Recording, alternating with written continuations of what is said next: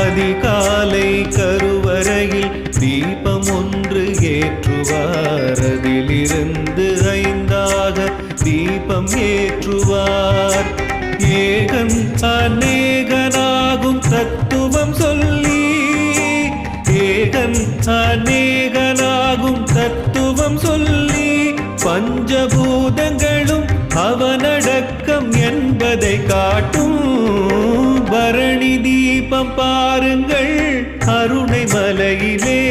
இந்த தரணி ஆளும் ஈசன் வாழும் அண்ணா